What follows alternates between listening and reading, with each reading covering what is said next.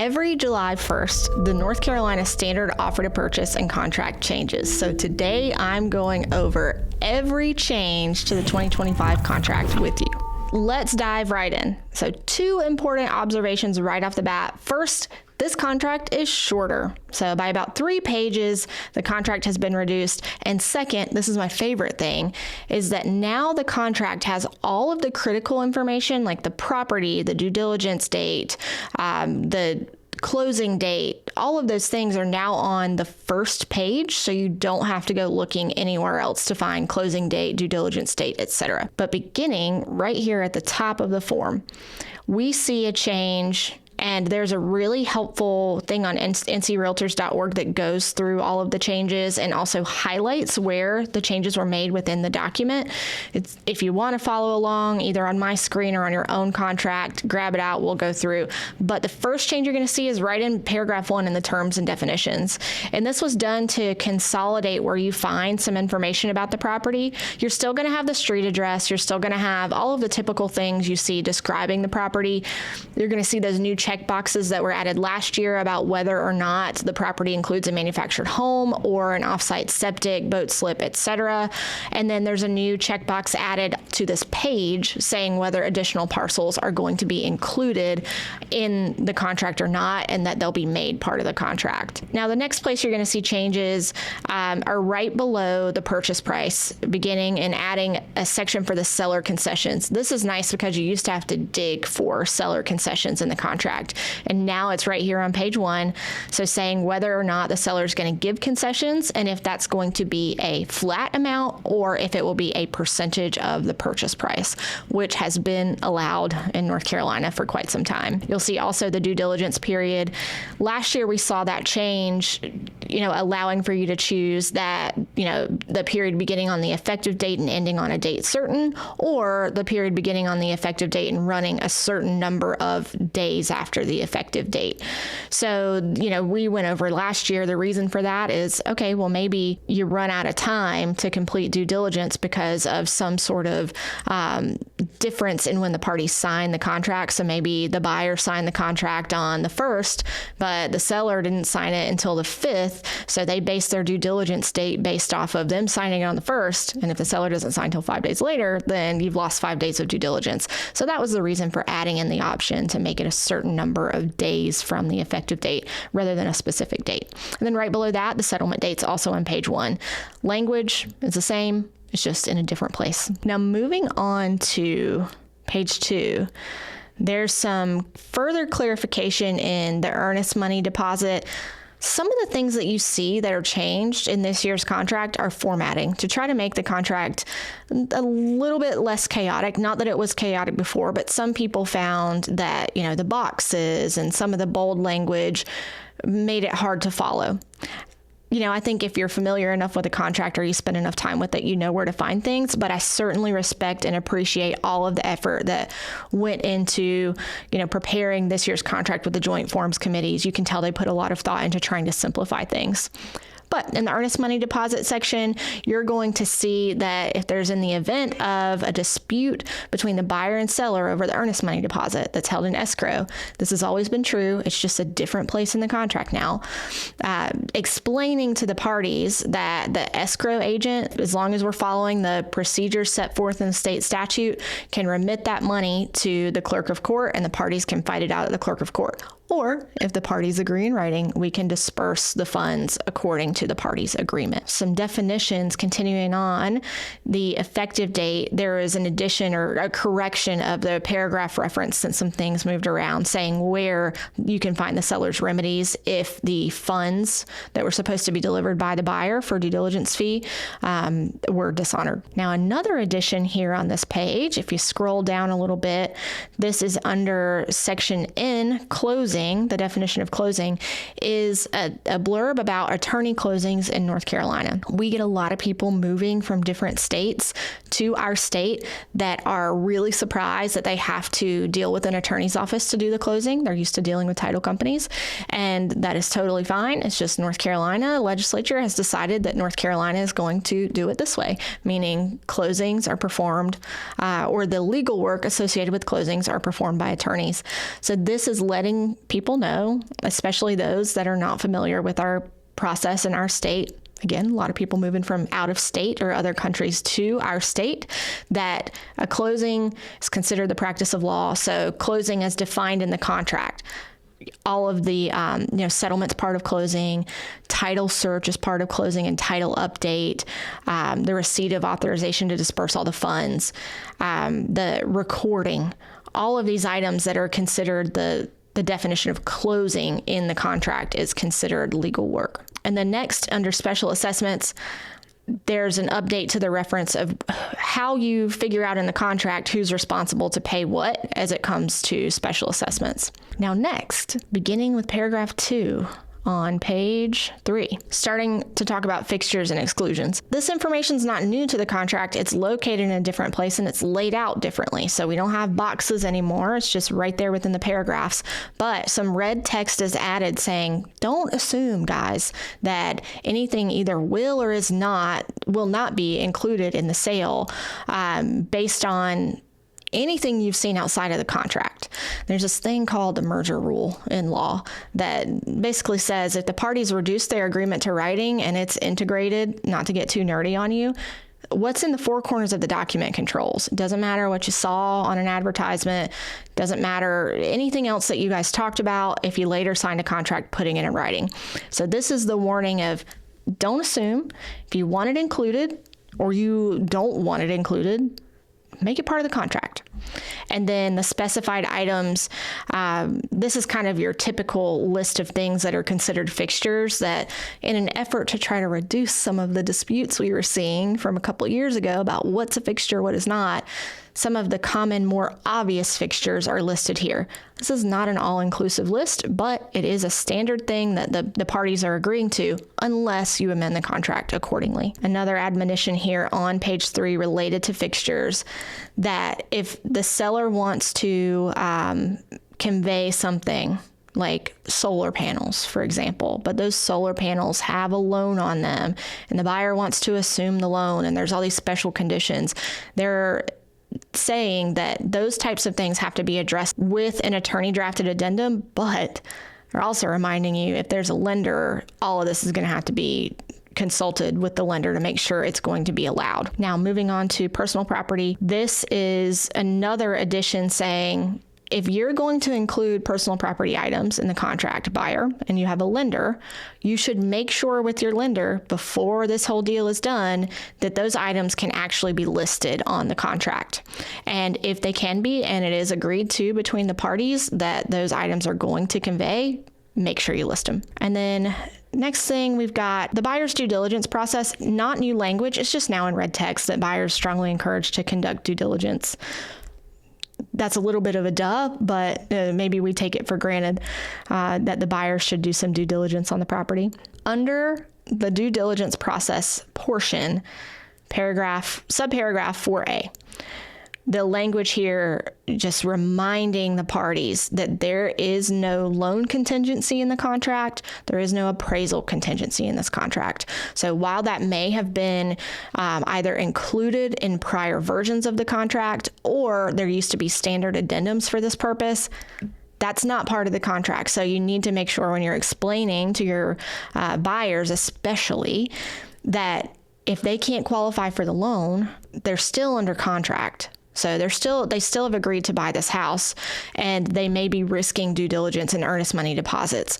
So as you all know already, getting those pre-qualifications, the stronger, the better, the more information the lender has up front to do an even stronger qualifying process for the buyer, the better, because then they have less of their money on the line.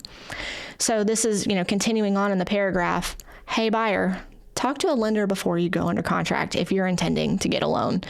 And also make sure that the time frames that you're agreeing to, your due diligence period, especially because after the due diligence period, you give up your earnest money too, it will allow enough time for the loan process to be completed and the loan to actually close. If you tell your sellers that you can close in 2 weeks, but your lender can't, and in fact, you haven't even gotten a lender yet, you're probably not going to be able to meet your milestones and you could be losing some deposits. So that's it on page 4. And then on to page 5 under the repair improvements or the repair negotiations, they just added strongly, the word strongly, that if before it said buyers advised to make these requests in sufficient time to get negotiations to be completed before due diligence is over. Now it says strongly advised because of course you got to get those requests in before the due diligence period expires or you kind of lose your shot. But if you're making those requests at 4:59 p.m. and due diligence ends at 5 p.m., you cannot reasonably expect a seller to be able to respond or negotiate those items. So you might as well have just assumed you're not getting any of those things. So the earlier you can get your inspections completed, etc., and get those requests over to the seller to allow time for negotiation, the better. Of course, you got to have a responsive party on the other side. This is kind of assuming that the parties are acting in good faith. That's inherent in the contract of the assumption of good faith. It's kind of supposed to be inherent in all contracts that the parties that have agreed to do so without any nefarious intent. So, give enough time for the seller to respond and assuming the intent of the seller that they will actually in good faith either negotiate or timely tell you what they're not willing to do or that they're not willing to do anything. And a reminder too here that the property is as is condition. So the seller is not required to negotiate any improvements to the property. And there could be some, getting on a tangent a little bit, could be some wiggle room if there were some misrepresentations, but this paragraph is not about that. Now, next, in the buyer representations, this 5A has been altered a little bit to, again, remind that the buyer's obligation under the contract not conditioned on loan approval and not conditioned on getting any funds other than funds that are the buyer's own assets. So this is also reminding the seller too that depending on the loan program, if you have FHA or a VA loan, the lender might impose some repair obligations or some additional conditions on either party. And that might require more disclosures or more information to be needed. Anything that's going to change the funding of the purchase is now specifically stated that this is a material fact that must be disclosed. And then next, under the cash section, this is, the reminder that if the buyer doesn't intend to get a loan, that it's encouraged for the seller to obtain verification of funds that shows that the buyer can actually close. Moving on to page 6, other property, just a warning that just because there is this subparagraph in the contract, this is disclosure purposes, not a contingency. So we've always had the checkbox, for many years now, saying whether a buyer does or does not need to sell another property or lease it to someone else in order to qualify for a new loan or to be able to complete the purchase. That disclosure is important. However, it does not mean that the contract is contingent on the sale of that property. If the parties have agreed, however, to make that the deal contingent on the sale of the other property, got to be addressed in an attorney-drafted addendum outside of the document that can be attached to the offer to purchase. And then moving on to some other disclosures, whether the buyers received the owner's disclosure, whether they've received the mineral and oil and gas rights. There's been an addition here saying, all right, parties, if the mineral, oil, and gas rights have been severed, we think it's a good idea that you talk to a North Carolina attorney before you sign the contract so that you understand what this means for you. If anything, maybe it doesn't matter to you, but it might matter a whole lot. And, just a good idea that if that has in fact happened, that the parties talk to an attorney about it before they get any further. Paragraph 6. Bottom of page 6, information that has not necessarily changed from the last contract. It is in a different place. The timely payment of the earnest money and due diligence fee. So the buyer has to timely pay. There are some things on page 1 that tell you those timelines. And if the buyer doesn't honor those timelines, whether it's, due diligence fee or initial earnest money deposit being paid to the escrow agent, or if they deliver the funds, but then those funds are dishonored, then the buyer gets one banking day after written notice to deliver cash, official bank check, wire transfer or electronic transfer to the payee. So there is a form that, a seller can use to demand funds from the buyer, but they only have one banking day after something like that has happened to make it right. And it has to be in one of those immediately available funds so that there's not yet another, the check didn't clear. Careful thing about electronic transfer, if it's earnest money, depending on the escrow agent, you may or may not be able to do that. People ask us all the time, can we Zelle you the earnest money? No, you cannot. You can wire it to us, you can deliver a check to us, but you cannot Zelle it to us. So if you intend to try to do something like that, make sure that whoever the escrow agent is will allow you to, or otherwise you're going to have to make different arrangements. Further, if the buyer doesn't deliver the funds, the seller, this is not a new right. It's in a different place. Remember, seller can terminate the contract. They can give written notice to the buyer. They can get the due diligence fee and the earnest money deposit that was paid or that is to be paid in the future. So let's say there's initial earnest money deposit and additional earnest money coming. This contract allows the seller to get all of that. Also, referring to paragraph 23 of the contract that lets the parties go after attorney's fees if they have to actually sue to recover earnest money or due diligence. And then when it comes to if the parties agree that anything's going to be paid by electronic transfer or wire transfer, the seller's got to agree to actually cooperate in giving that information to effectuate the transfer. So if the seller says, sure, wire me the due diligence fee, but then the seller refuses to give their wire instructions, you can't really complete the wire transfer. Or sure, you can Zelle me, but then they won't give the correct information to complete that transfer. It's a little bit obvious, but we have in fact seen with our own eyes that situation where the seller said, I need it by a wire, but I don't feel comfortable giving you my wire instructions. And then under seller representations, paragraph 7, also on page 7, just relocating the disclosure here of, whether the seller owns the property, whether they've owned it for at least a year, less than a year, or they don't own it yet. And then also the lead-based paint disclosures and the disclosures of the owners association, the dues, how often they're paid and to whom. And then we still have the new addition of the fuel tanks that has continued through to this contract, just in a new place. And then further, as related to fuel tanks, this would be 7D4, highlighting here that the buyer's allowed to conduct the inspections of any fuel tanks that are going to be conveyed or that are located on the property. They need to check with the owner of any of the leased fuel tanks to make sure they understand the terms of which they can take over the lease, obtain fuel, etc. This is kind of telling you it's not a good idea as a buyer that if you're taking over a leased fuel tank to just say, I'll figure it out after closing.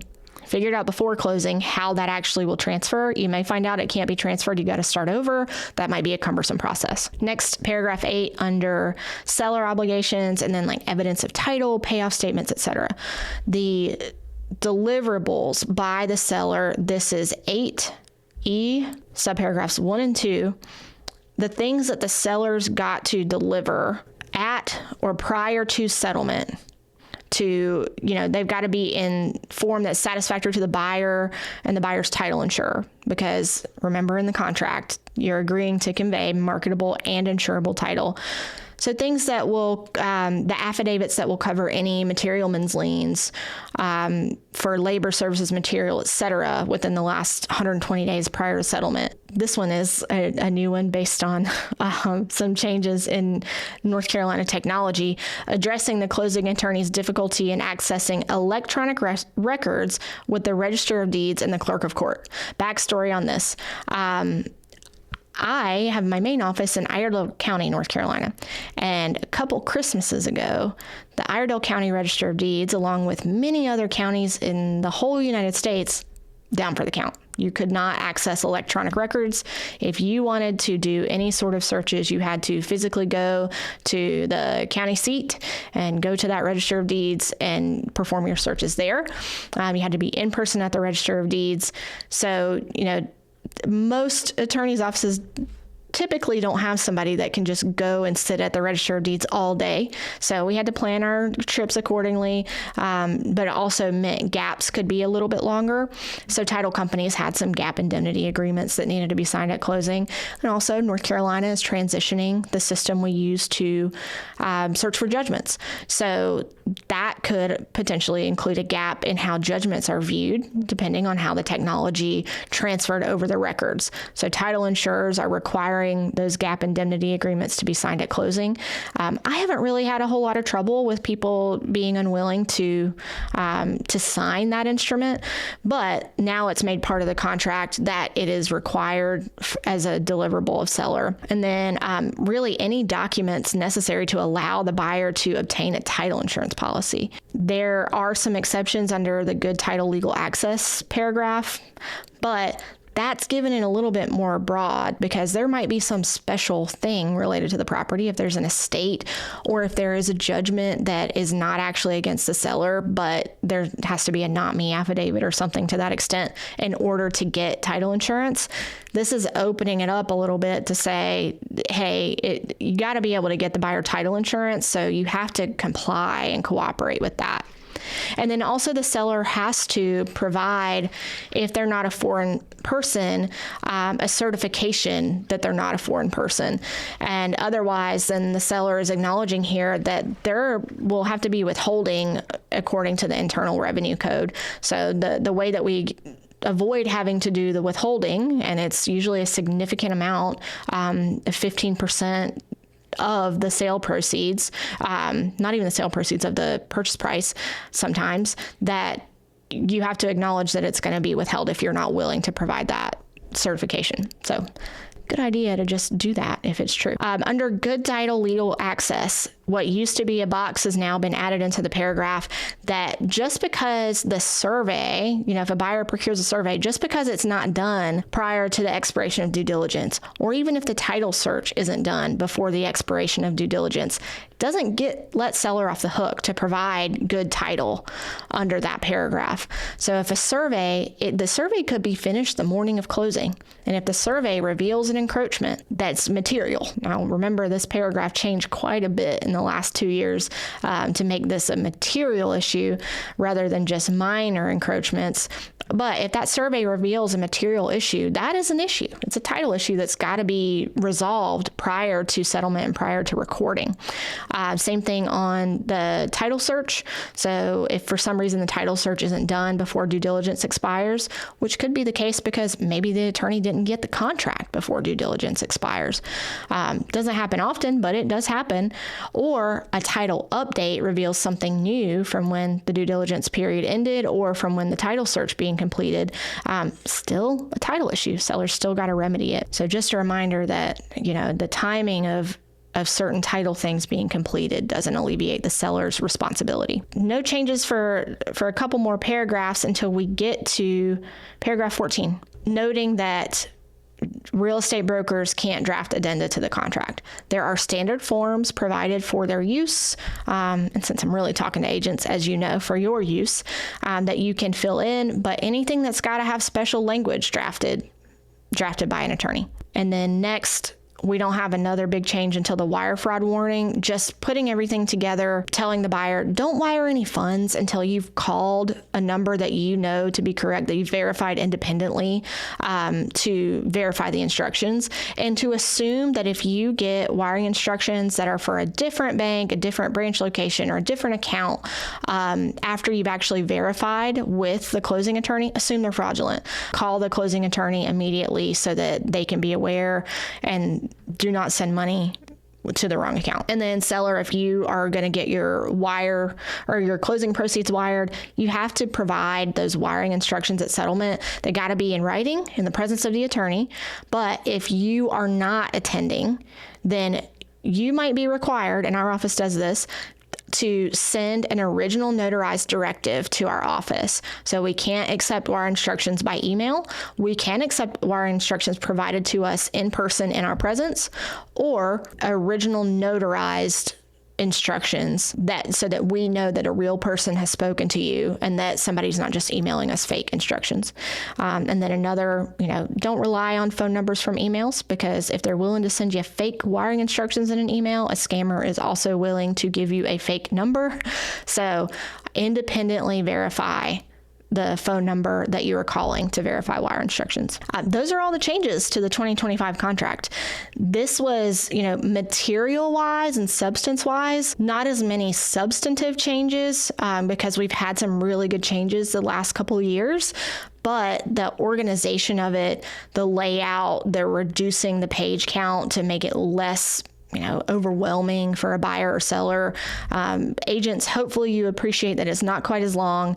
Maybe it will be easier to go through with your clients. And I hope you really like that all of the important stuff is now on page 1. So there you have it. 2025 changes effective July 1st.